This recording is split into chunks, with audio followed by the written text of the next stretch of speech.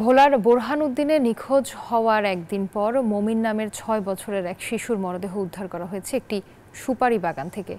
নিহত শিশুটিকে হত্যার অভিযোগে একই বাড়ির তামিম ওরফে তানভীর নামের এক কিশোর এবং তার বাবা মাকে আটক করেছে পুলিশ। তামিমকে আদালতের মাধ্যমে জেল হাজতে পাঠানো হয়েছে এবং তামিমের বাবা মাকে জিজ্ঞাসাবাদ করা হচ্ছে বলে জানিয়েছে পুলিশ। স্থানীয়রা জানান, বোরহানউদ্দিন উপজেলার দেউলা ইউনিয়নে গত ১৩ ফেব্রুয়ারি দুপুর থেকে শিশু মমিনকে পাওয়া যাচ্ছিল না। পরদিন সকাল ৮:৩০টার দিকে আধা কিলোমিটার দূরে একটি সুপারি বাগান থেকে পুলিশ লাশ উদ্ধার করে।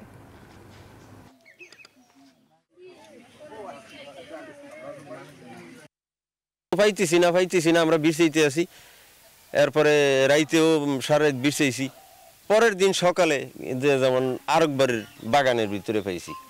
তা আমাকে ধারণা যে ওরাই ওরে মারছে। আমার ছেলে মারা গেছে, আমি সুষ্ঠুভাবে বিচার চাই, ওর ফাঁসি চাই। মৃতের দাদা একটি হত্যা মামলা দায়ের করে তাৎক্ষণিকভাবে আমরা এই ব্যাপারে ৩ জনকে অ্যারেস্ট করেছি, একজনকে বিজ্ঞ আদালতে সোপর্দ করেছি, 2 জন আছে আজকে বিজ্ঞ আদালত সোপর্দ করা হবে। মামলাটি তদন্তাধীন।